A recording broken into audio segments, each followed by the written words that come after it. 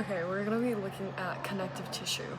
So starting off with ligaments, which connect bone to bone, and specifically we're going to be really looking at how connective tissues really interact at a joint. So ligaments, again, connect bone to bone, and usually there are multiple ligaments surrounding a joint. As we can see here, there is this one, and then this one in the center, and then this one on the side. So the more ligaments there are, the more support it really provides the joint. And ligaments are usually in the shape of like strap-like bands, or they're really like rough, round cords. Ligaments are strong and flexible, and they provide stability and help your bones really maintain this kind of bone arrangement that they're in.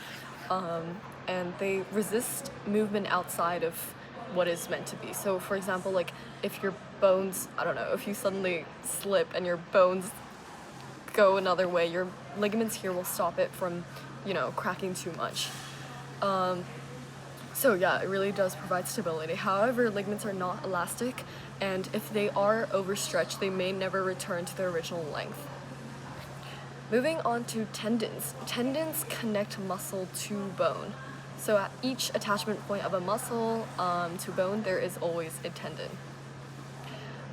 Layers of fascia form tendons, and tendons are kind of like these tough, flexible bands of tissue, and every group of tendon forms a tendon sheath. So because tendons are located between the muscle and the bone, they transmit the force of contraction from movements. So they have to be strong in order to facilitate movement. And there's a constant supply of there's like a strong concentration of nerves plus a constant supply of blood. So the damage can be repaired quickly if there is ever damage on the tendon. And also overuse of the tendon can lead to inflammation, which eventually develops into tendonitis. The next one is cartilage. So cartilage we have between every articulating bone, and they're made up of collagen and elastic fibers, and they absorb shock from impact and reduces friction between the articulating ends of the bones meeting against each other. Cartilage is really resilient, and they can return to their original shape, but because there's no nutrients or blood feeding into it, it takes a long time for the repair to occur.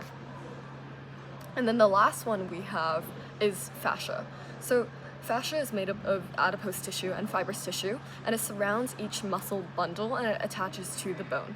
And there are 3 layers of fascia really. So we start with the epimysium, which is the outer layer, which surrounds the entirety of the muscle unit. And these are like long cylindrical units. And then the perimysium is the internal part which surrounds each muscle fiber group. And then the endomysium surrounds each individual muscle fiber. Okay, so now to link this back to how it affects your range of movement around each joint, because not all joints have equal movement, right? Your ball and socket joint at your shoulder is going to give a lot more rotation than your hinge joint in your elbow. So a couple factors relating to this, your range of motion, is the shape of the articulating surfaces, so really what kind of a synovial joint it is. That's the first one. The second one is the position and the length of the restraining ligaments, because if you have more ligaments surrounding it, there's going to be less movement.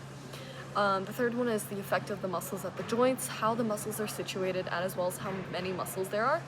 And the fourth one is the amount of soft tissue. So that could be like fats or tissue and skin that affects your range of motion. And that is all for connective tissue, focusing specifically on the joints.